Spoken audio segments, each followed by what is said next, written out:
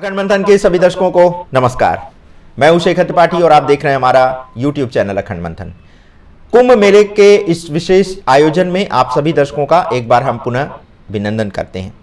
जैसा कि कुंभ मेले की इस सीरीज में हम आपको बहुत सारी नई जानकारियां दे रहे हैं, तो आज के इस एपिसोड में हम आपको कुंभ मेले के दौरान प्राचीन काल से लेकर के अब तक घटी चमत्कारिक घटनाओं के बारे में बताने जा रहे हैं।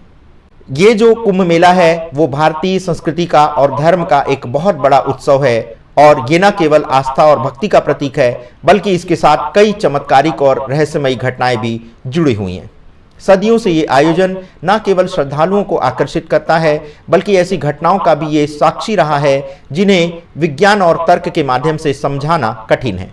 ये घटनाएं आज भी लोक कथाओं और जनश्रुतियों का हिस्सा हैं जो कुंभ मेले की महिमा को आगे बढ़ा रही हैं। सबसे पहले आपको बताते हैं अदृश्य साधुओं के दर्शन के बारे में। तो अदृश्य साधुओं का दर्शन कहा जाता है कि प्राचीन काल में एक बार प्रयागराज में आयोजित कुंभ मेले के दौरान एक साधु पवित्र संगम पर अचानक से प्रकट हो गए थे। ये साधु जल में स्नान करने के बाद तुरंत ही अदृश्य भी हो गए। स्थानीय लोगों ने दावा किया कि ये कोई साधारण व्यक्ति नहीं बल्कि भगवान शिव का अवतार था जो संगम पर स्नान करने आए थे।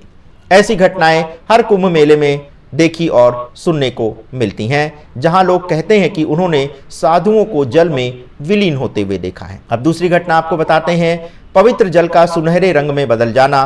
तो उज्जैन में आयोजित सिंहस्थ कुंभ के दौरान यह घटना सदियों से चर्चा में बनी रही है। कहा जाता है कि क्षिप्रा नदी का पानी कुंभ के मुख्य शाही स्नान के दिन अचानक सुनहरे रंग में बदल गया था। इस घटना को अमृत की उपस्थिति का संकेत माना गया। उस समय के साधु और संतों ने इसे दिव्य चमत्कार बताया और कहा कि यह केवल कुंभ के विशेष अवसर पर ही संभव है। आज भी हर कुंभ में यह आशा की जाती है कि पवित्र जल किसी रूप में अपना रंग बदलेगा और अमृत के दर्शन होंगे। अब बात करते हैं गंगा में दीपों के तैरते चमत्कार की। तो हरिद्वार कुंभ के दौरान एक अद्भुत घटना का भी वर्णन मिलता है, जब हजारों श्रद्धालुओं ने देखा था कि गंगा में बहाए गए दीप बिना किसी सहारे के घंटों जलते रहे। इस घटना को देवताओं की उपस्थिति का संकेत माना गया। साधु और श्रद्धालु इसे भगवान विष्णु और देवी गंगा का आशीर्वाद मानते हैं। ये चमत्कार आज भी श्रद्धालुओं को गंगा की पवित्रता में अटूट विश्वास बनाए रखने के लिए प्रेरित करता है। अब बात करते हैं स्वर्ग से पुष्प वर्षा जो हुई थी उसके बारे में। तो कहा जाता है कि महान संत आदि शंकराचार्य के समय एक घटना कुंभ मेले में ऐसी भी घटी थी। प्रयागराज के कुंभ मेले में उन्होंने एक विशेष यज्ञ का आयोजन किया था। यज्ञ के दौरान अचानक आकाश से पुष्पों की वर्षा होने लगी।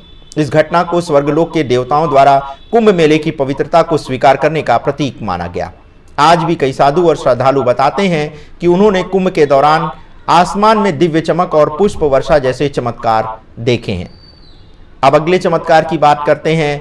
तो कुछ साधुओं को हवा में उड़ते हुए देखा गया था।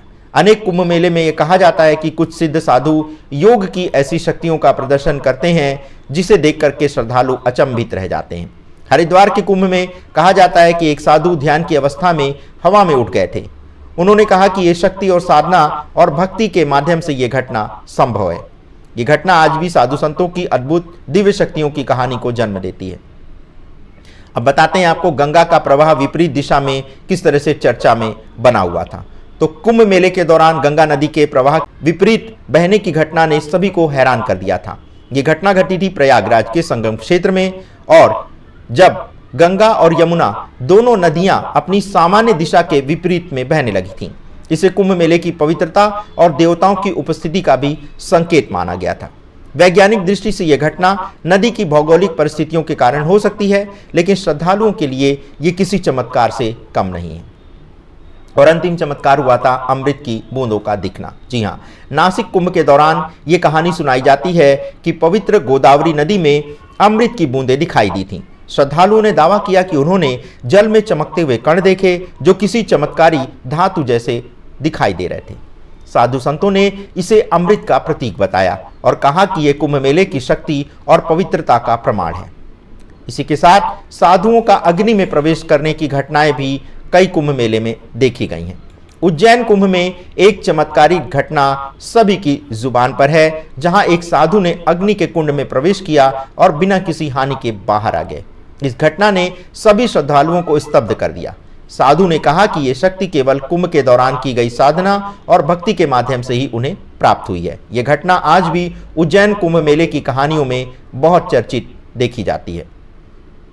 कुंभ मेले में कुछ चमत्कारी बच्चों के बारे में भी वर्णन मिलता है। कहा जाता है कि चमत्कारी ये जो बच्चे हैं ये कई बार अपने परिवार से बिछड़ जाते हैं, और ऐसी ही एक कहानी बताती है कि हरिद्वार कुंभ में खोया हुआ बच्चा कई सालों बाद उसी स्थान पर अपने माता पिता से मिला जहां वो पहली बार बिछड़े थे। इसे गंगा मां की कृपा माना गया जो खोए हुए को फिर से मिलाने का माध्यम बनी। दिव्य रोशनी की एक घटना हुई थी एक कुंभ मेले के दौरान, और ये प्रयागराज में एक दिव्य रोशनी प्रकट हुई थी, तो इसको लेकर के भी श्रद्धालुओं में बहुत चर्चा हुई थी। कुंभ मेले के दौरान संगम पर कई बार श्रद्धालुओं ने ऐसा बताया कि उन्होंने रात के समय आकाश में एक अद्भुत दिव्य रोशनी देखी। ये रोशनी धीरे धीरे गंगा के ऊपर प्रकट होकर संगम के आसपास फैल गई। इसे देवताओं की उपस्थिति का प्रतीक माना गया। तो कुल मिलाकर के कुंभ मेला न केवल एक धार्मिक आयोजन है बल्कि चमत्कारों और रहस्यों से भरा एक अद्वितीय अनुभव है। प्राचीन काल से लेकर आज तक यहाँ घटी घटनाएं हमें ये एहसास दिलाती हैं कि ये आयोजन केवल मानव प्रयास से संभव नहीं है, बल्कि इसमें एक दिव्य शक्ति की उपस्थिति भी होती है। इन घटनाओं ने कुंभ मेले को विश्व भर में अद्वितीय और रहस्यमयी बना दिया है। कुंभ मेला आस्था, चमत्कार और आध्यात्मिकता का एक ऐसा संगम है जो हर बार नए रहस्यों और चमत्कारों को उजागर करता है। ये हमें अपनी परंपरा, संस्कृति और आस्था के प्रति गहराई से जुड़ने का एक अवसर भी प्रदान करता है। तो दर्शकों, कुंभ मेले से जुड़े चमत्कारों पर यह था हमारा ये विशेष एपिसोड।